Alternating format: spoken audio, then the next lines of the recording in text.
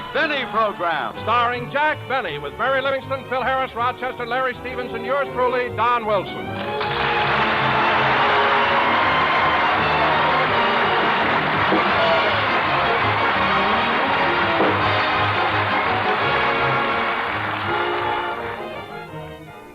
Ladies and gentlemen, as you probably remember, last week Jack Benny was sick in bed. However, he's up and around now, so let's go out to his home in Beverly Hills. Jack is eating his breakfast. I'm glad you came by, Mary. Have a cup of coffee. No, thanks. How are you feeling, Jack? Oh, much better. Naturally, it was quite a shock being robbed of $10,000, but I'm all right now. Well, I just dropped by to say hello. I'm going over to the club to play some golf. It's certainly a lovely day for it. You know, Mary, I think I'll take up golf again. Oh, Jack, you shouldn't play golf. You take it too seriously. You always get so mad. I do not. You do, too. Every time you miss a putt, you accuse somebody of moving the hole. I only did that once. And another thing, you never keep your mind on the game. What about that time you got in the sand trap? You were there for 2 hours. Well, a lot of people play in the sand trap. With a pail and shovel? Oh, stop, will you? I wish Rochester would bring my toast. I've almost finished my breakfast. Say, Jack, what's that little thing there on the table? This? Oh, it's a light fuse. I took it out so there wouldn't be any electricity in the kitchen. Well, for heaven's sake, why? I'm punishing Rochester. Twice this week he came out of the kitchen and left the light on. But, Jack, shutting off the electricity. I know what I'm doing. What's the matter? You're still coughing. Well, I'm not completely well yet, Mary, but I'll be all right. Oh, by the way, here's that book you were reading to me the other day. Read some more, will you, while I'm eating? Okay. Now, let's see. Where did I stop? Oh, here it is. For 2 hours, the crippled submarine had lain helplessly on the bottom. The men trapped inside were gripped with fear and despair. The air was so heavy... Toast, Mr. Benny. My toast? Well, it's about time, Rochester. What in the world took you so long? Have you ever tried making toast with sunshine and a magnifying glass?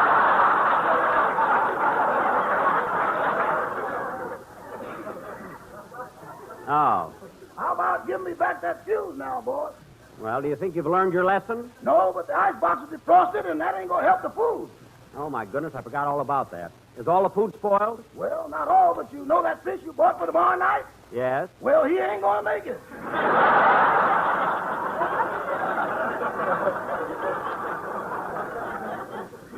Oh. Well, would the fish be all right if we had it tonight? Boss, you couldn't eat that fish if you cooked it in life, boy. Then just throw it out. Here's the fuse. Hurry and put it back. And take that miner's lamp off your hat. Yes, sir. And finish reading the book, Mary. Okay. The air was so heavy that breathing was labored. A violent current caught the submarine and rolled it to one side, spilling the groggy men on the floor. It took almost all their strength to... Answer the door, Rochester. Answer the door, answer the door. Quiet, Polly. Yeah, you ain't paying me. Go ahead, Mary. Go ahead, finish the book. Go ahead. Okay. It took almost all their strength to rise to their feet. Every man knew that hope of rescue was fading. Gee. Then suddenly they heard a faint tapping on the outside of the sub. Tap, tap. Tap, tap, tap. Tap, tap. Tap, tap, tap. A look of hope came into the men's eyes as the tapping continued. Pardon me, boss, but Inspector Flanagan is here to see you. Oh, the detective. Excuse me, Mary. Hello, Inspector. Hello, Mr. Benny. I just dropped in to talk to you again about the robbery. Good, good. Come on, sit over here by the window. Yeah, thanks. Inspector, don't you ever have your oil changed? Huh? Nothing. How are you coming along on the case? Well, I came to tell you that I thought I caught the guy that robbed you. He fitted the description precisely. He did? Yeah, he had a cauliflower ear, broken nose, scar on his cheek, and a little mole on his chin.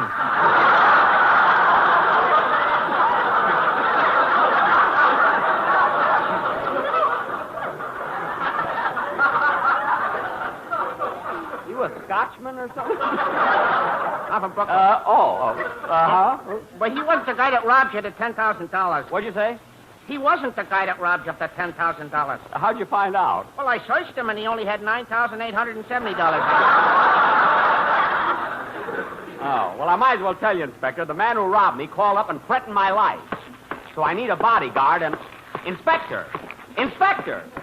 Twinkle toes! some detective. The robber calls me up, threatens to kill me. I tell the detective, and he walks out. Maybe he went to the florist. Yeah. May, there's no time for jokes. Oh, Rochester. Yes, boss? Rochester, my life is in danger. I might get shot at, and I need a bodyguard. Don't look at me. Rochester, you're not a coward, are you? More than that, I'm a careful coward.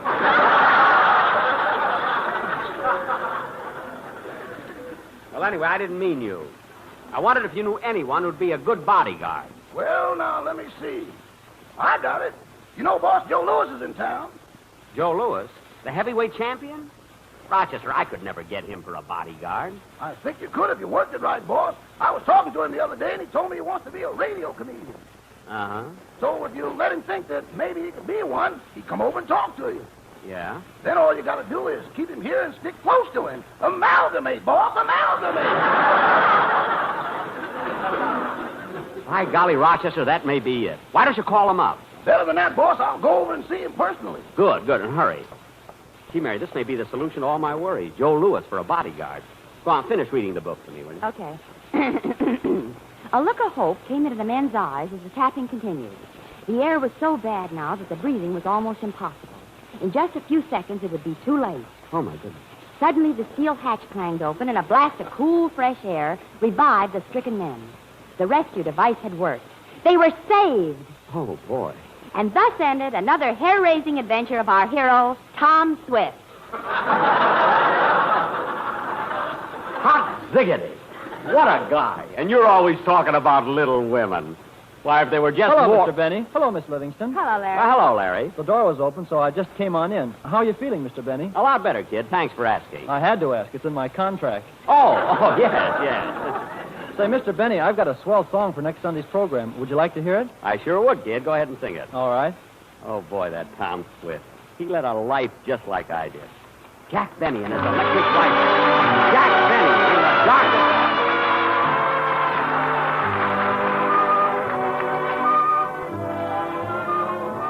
Just kiss me once, then kiss me twice, then kiss me once again.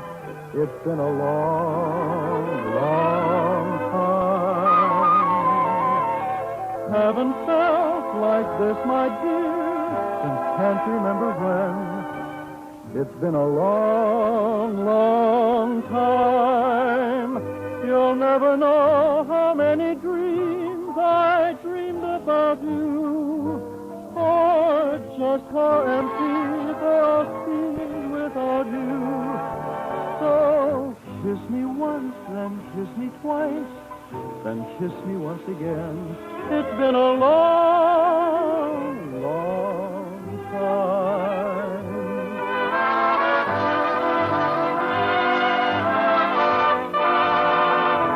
My dreams have been so empty, dear, without you. So kiss me once, then kiss me twice, then kiss me once again. It's been a long, long time.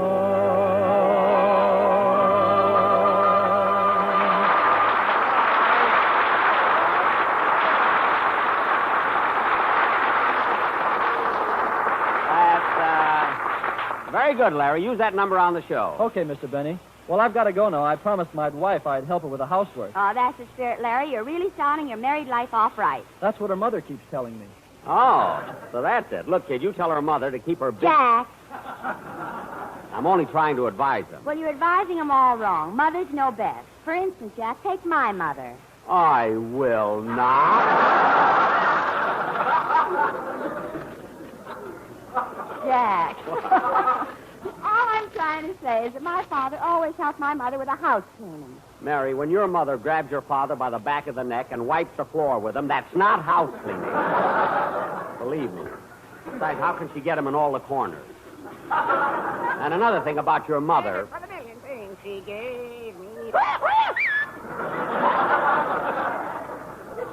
Polly. Well, I've got to run along now, Mr. Benny. Okay, so long, kid. So long. Jack, I know you don't like Mama, but I wish you wouldn't talk about her in front of people. Oh, Mary, I'm only kidding. If I didn't like your mother, would I have her picture hanging in my living room? You only hung it up when you lost the target to your darts game. You nearly lost that gag, too, there. Mary, I'm improving, too. Last night when I was playing, I got 1 chin, 1 ear, and 3 noses. I'm getting better all the time. Answer the door, Rochester. Answer the door. Polly, Rochester isn't here. Oh.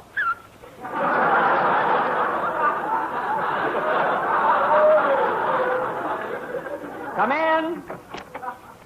Oh, hello, Don. Come on in. Hello, Jack, Mary. Hi, Don. I'm glad to see you looking better, Jack. Must have been quite a shock being robbed of $10,000. Yeah, I was ribbed about it, too. Yes, it was, but I'm feeling fine now. By the way, Don, would you like a cup of coffee? No, thank you. Works for me. Buys his coffee at the drugstore. Well, Jack, I'm going to run along or I'll never get to that golf game in. Oh, are those your clubs, Mary? You know, I play golf occasionally, but just walking around the course doesn't keep me in trim. I like a game where there's a lot of jumping around. You mean tennis? No, checkers. No, I thought your fingertips looked a little muscle-bound there. Don, you probably don't like golf because you don't play it well. What do you mean I don't play it well? Why, just last week I was in a tournament. We were approaching the 18th hole, and there I was on the edge of the green. The whole tournament was at stake, and I couldn't make up my mind which club to use. But my caddy, he knew what to do. Believe me, Don, Excuse me a minute. Hello? Yes. Well, maybe so, but I thought that... Well, if you think so, okay. But wouldn't it be better if I just... Well, all right, if you want it that way. Goodbye.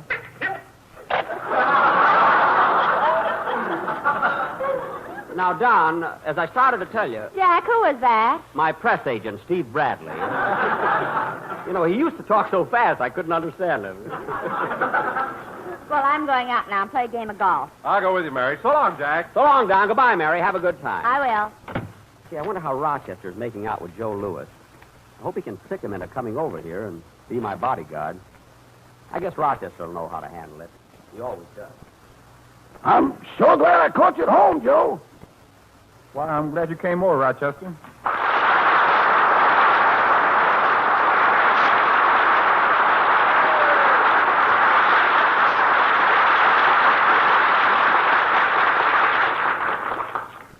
You know, Joe, so many things have happened since I saw you last, I don't know where to begin.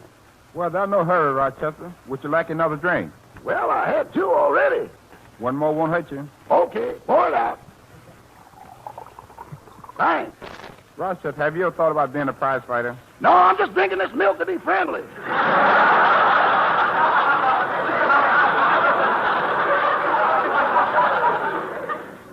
Now, Joe, let's get down to business. You know, it's been rumored around you'd like to be a big comedian. That's right. I want to make people laugh. I've been wanting to do that for years. Well, Joe, if you want to make people laugh, you've been going about it the wrong way.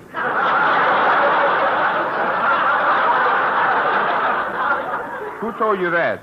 Max Smelling, Tony Galeno, Jim Braddock, and Buddy Bear. That's who. Well, them fellas have no sense of humor.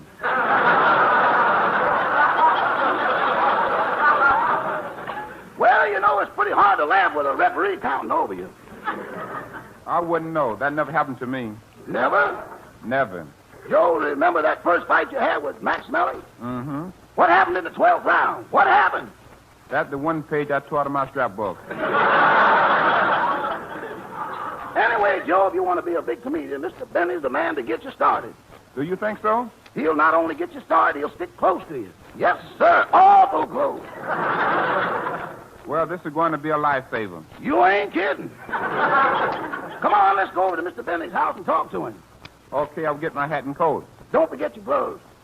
I got them right here in my pocket. Not the social ones, the business ones, the big ones, the fat ones. You know, the fighting ones. Come on, Joe, let's go.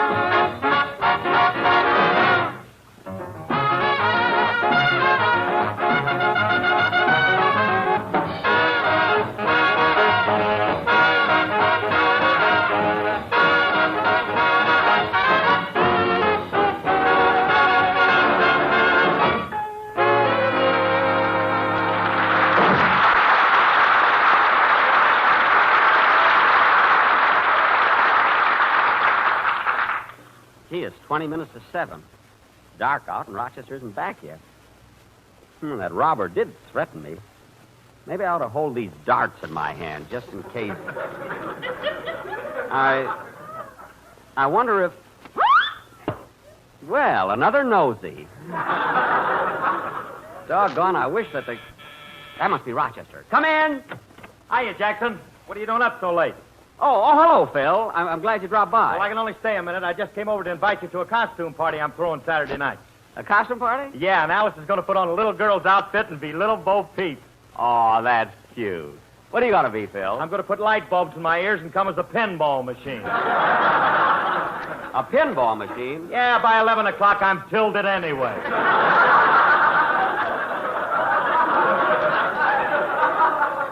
Oh, you know, these costume parties always throw me. I never know what to be. Why don't you spruce up a little bit and come as Father Time? Don't be funny. Come on in, Phil. We'll sit down and talk, huh? Oh, there's the phone. Excuse me. Hello? Hello, is my daddy there? Your daddy? Oh, is this Phil Harris, the little girl? Uh-huh. Is this Mr. Benny? It sure is. Oh, Mr. Benny, I'm sorry about you being robbed of $10,000. But my daddy said it was your own fault. My fault? Yes, my daddy says if you paid him what he's worth, you wouldn't have all that money lying around.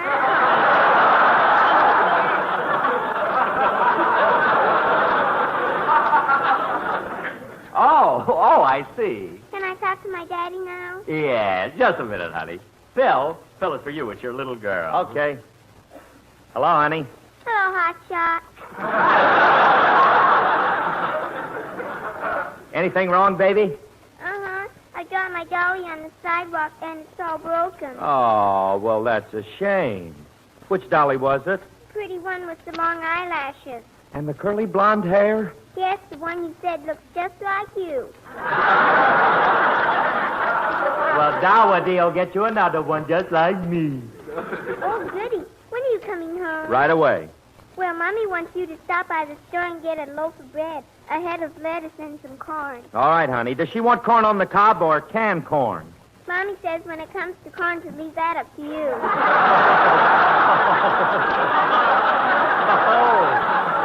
Oh, well, okay, darling. I'll get it. Goodbye. Bye, Hotshot.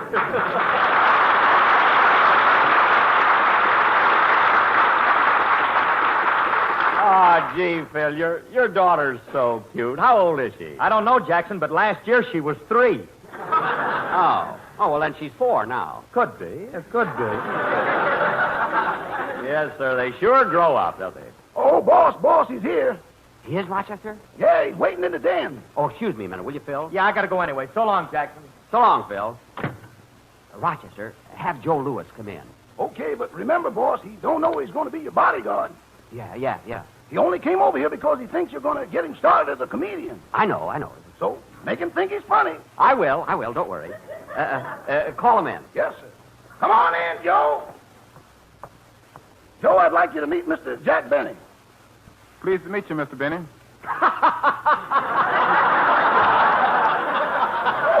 Pleased to meet you. What a delivery. Oh, boy. How do you feel, Joe? Oh, fine. Fine. That's a honey. Anybody else would have said pretty good, but you ad-libbed fine. Oh, boy, what a gem. Boss, don't overdo it. Say, Joe, how long you been out here in California?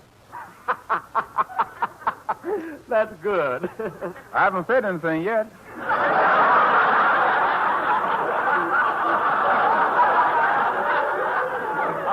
I was still laughing at fine, That was dynamite. Huh? Well, boss, I'll leave you two alone to discuss business.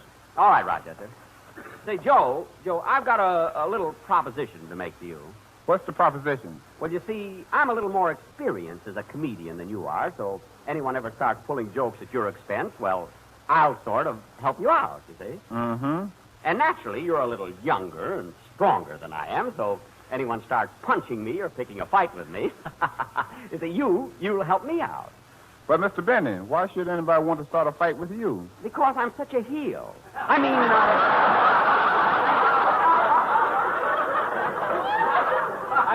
you see, Joe, there's so many people who are jealous of me. But I thought everybody liked you. You're so nice and so kind and so free with your money. Yeah. I thought that was funny. Why didn't you laugh?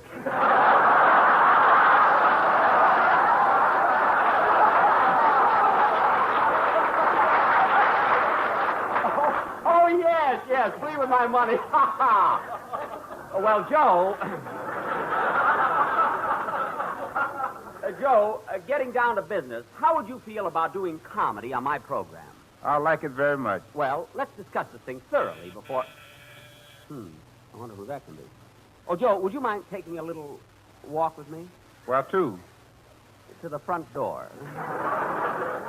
Come on, Joe. Aren't you crowding me a little bit, Mr. Benny? Oh, pardon me. Just a minute. Okay, Benny, you asked me. What? I told you what had happened if you blabbed to the cops about me sticking you up, and now I'm going to give it to you. Take that. Ooh. And that. Ooh. Joe, he's beating me up. Fight with him. Oh, I can't fight with just anybody. Who did he ever lick? I mean, that's not important now. Squeal on me, will you, Benny? Take that. Ooh. Another nosy. Polly, you're supposed to be on my side. Take that. Ooh. And that. Oh, Joe, please don't just stand there. Please do something. But, Mr. Benny, I can't fight with unknown. He would have to get a reputation for himself. Well, he doesn't have to get it on me, for goodness sake. Take that. Ouch! And that. Oh, stop! And that. Stop! Joe, help me. I'm warning you for the last time, Benny. The next time you open your mouth to the cops, you're going to get more than this. Yes, sir. And just so you don't forget it, take this. Oh. Mr. Benny, get up and go to your corner. Mr. Benny, get out. Well, if you don't, there's only one thing left for me to do. 1, 2, 3, 4.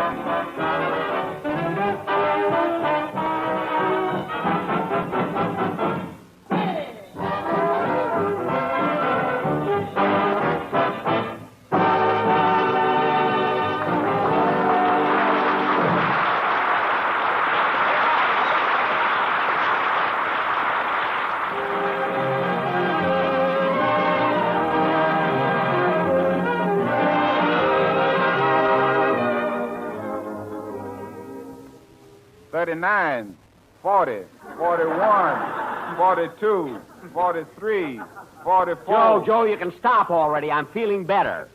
Anyway, I got to go to the Maskers now, do a show at 6 p.m. on another network. Good night, folks.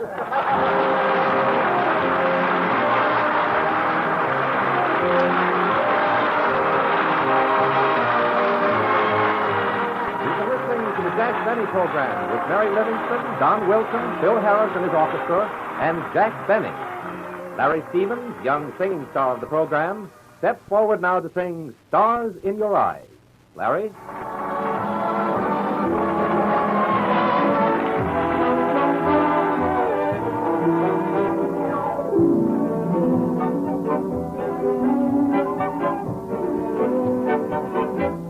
I see stars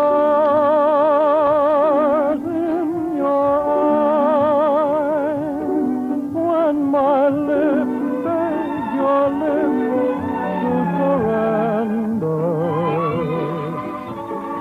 Stars in your eyes.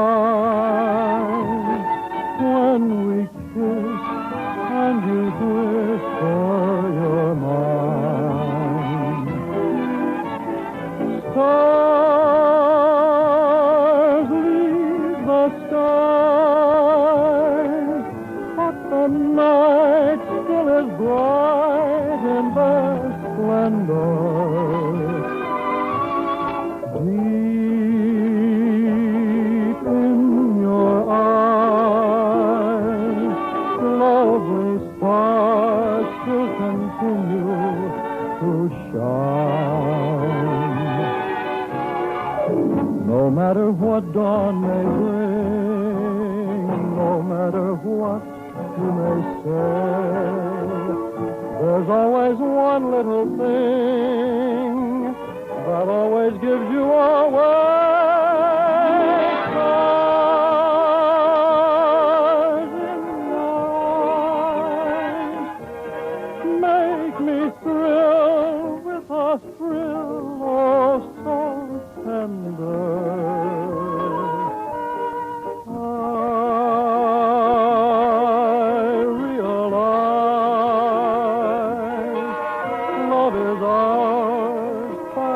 Stars in your eyes, stars in your eyes.